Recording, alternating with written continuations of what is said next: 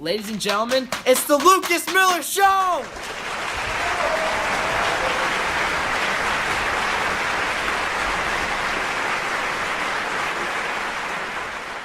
Do a monologue, man. All right.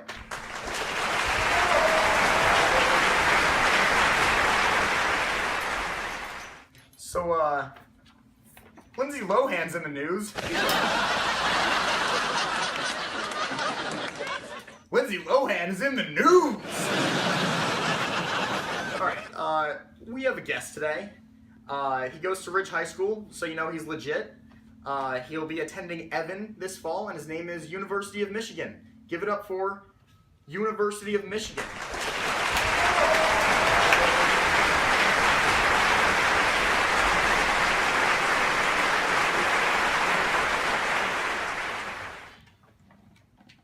It's great to be here. You're a true inspiration to my family and I. I love you.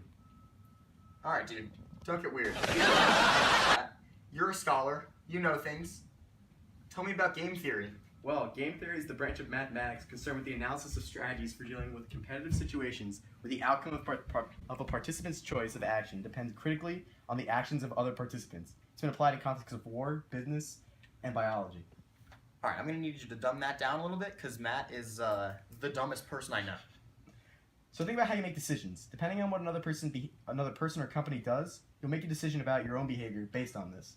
The best way to explain this is with a payoff matrix. So let's pretend we have two different taxi companies, Clifford Taxi and AC/DC Taxi, and they're both deciding whether do they want to maintain the price or do they want to lower the price. So let's look at Clifford Taxi first. If AC/DC Taxi chooses to maintain their price, is Clifford Taxi going to want to maintain or lower their price? If they choose to maintain their price, they're going to make $140. But if they choose to lower the price, they're going to make $130. So they choose to maintain their price because they make $10 more. But if AC/DC Taxi chooses to lower their price, Clifford Taxi is going to make $120 if they maintain their price, or $150 if they lower their price. So in this case, they're going to want to lower their price because they make $30 more.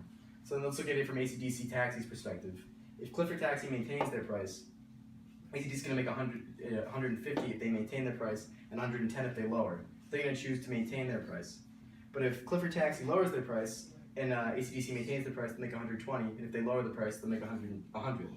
So they choose to maintain the price again. And then this leads us to the concept of dominant strategy, which is what a company will do no matter what the behavior of the other company. So we look at the dominant strategy for AC/DC Taxi, it's going to be to maintain their price. Because no matter what Clifford Taxi does, they're going to choose to maintain their price. If you look at Clifford Taxi, they have no dominant strategy. Because no matter, they're going to have a different strategy depending on whether AC/DC maintains or lowers their price. Cool. That's dope. But this all seems kind of conceptual. I want to know how this relates to the real world, because honestly, this is pretty boring and I hate looking at you. Well, it really applies to the oligopoly market structure. This is a state of limited competition in which a market is shared by a small number of producers or sellers. When one company in this market structure makes a decision, such as one to advertise or to raise and lower prices, and it affects the decisions and behaviors of all other companies in the market, it becomes an oligopoly, or, yeah, oligopoly. Alright, cool. So what are some examples? So for examples, if you look at Coke and Pepsi or Xbox and PlayStation, AT&T and Verizon, the list goes on and on, companies like that. Alright, shut up. I say we take this to the real world and figure it out. Cool. Alright, so me and Michigan are here. We just ordered a Coke and a Pepsi from Rite Aid. So, do you like Pepsi in your mouth? Yeah, I do. Also on my feet. On your feet? Yeah. Okay. I use Coke to clean my toilets. And also I drink it. But the point is, Pepsi and Coke, they're both good. We both, you would like Coke too, right? I would like Coke. Okay, so you could say these items are substitutes. They're pretty homogeneous. Pretty much the same product. It's soda. So here's the thing. How much did that cost? $189. About $189? Exactly $189. Exactly $189. This Coke costed exactly $189 as well. Not making that up. Actually, in the store. So, different companies, and they're competing. And you can see how game theory has forced them to price either the same in our situation, or at other times very similarly. Maybe a difference of around 10 cents, something like that. And the reason you see that is because these companies can't legally collude in the U.S. They can't have a meeting and decide that it's $189.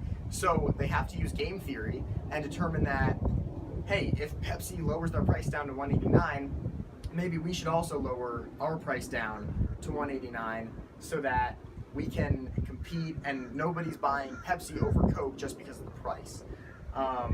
And they use game theory to figure that out. Right now, it seems like these two companies are cooperating instead of defecting. Those are the two terms. They're cooperating now because they're pricing similarly. If Pepsi decided to shoot their price up by $2, they'd be defecting. That good. It's good. Shack my statement, Coke was way better. Would rather have a Coke. Nice. One thing I forgot to mention, in an oligopoly, companies are going to try to make their product seem better than another product with like advertising and like gimmicks basically. So Pepsi recently changed their bottle style, so now it has like these weird curves and stuff. Some people like that, so they're going to buy it. And then Coke started their campaign where they put like people's names. It says share a Coke with Christine. So maybe if I knew someone named Christine, then I would buy this for her. But I don't talk to girls. So that creates one problem. But you get the point. Now let's take this party to Matt's Cranny. Matt's Cranny. Now let's discuss the prisoner's dilemma. The prisoner's dilemma is a classic example of game theory, where two individuals are given the choice to act in their own self-interest and hurt the other, or to cooperate and help each other. Two members of a criminal gang are arrested and imprisoned.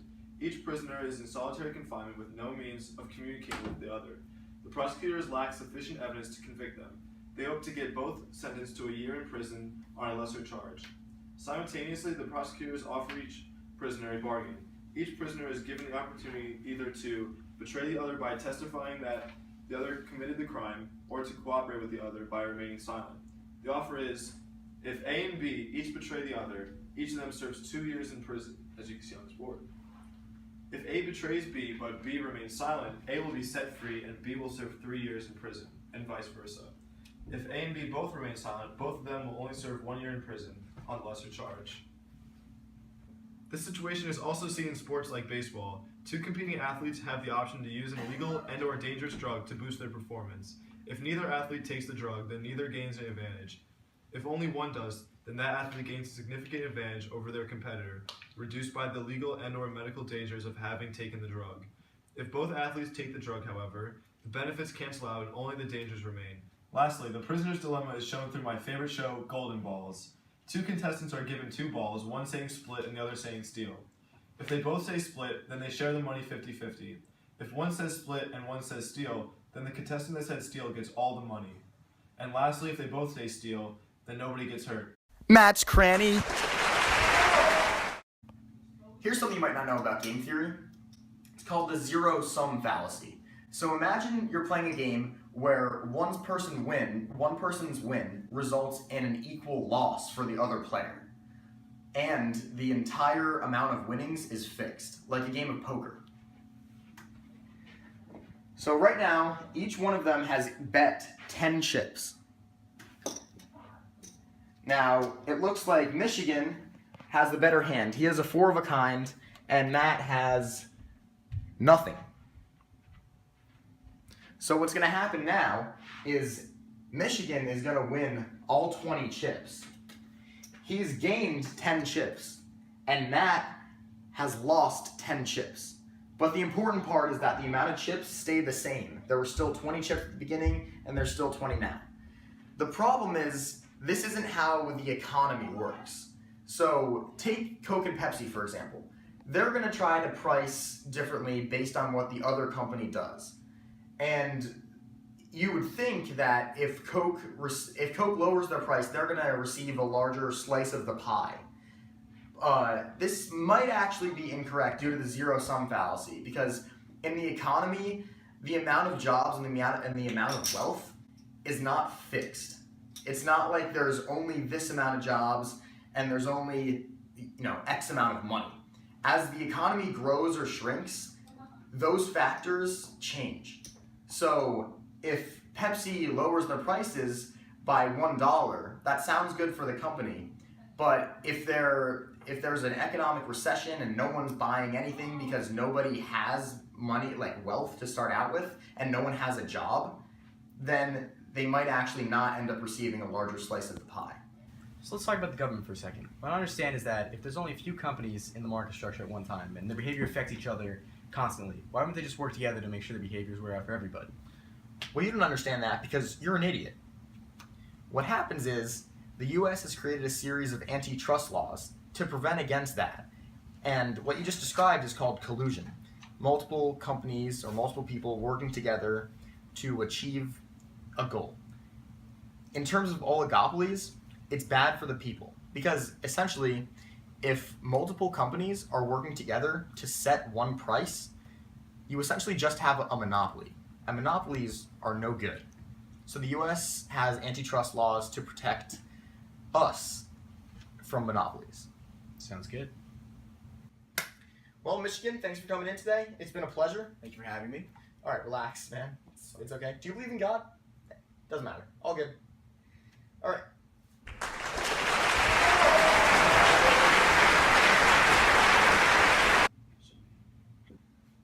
My name's Lucas Miller. Thanks for watching.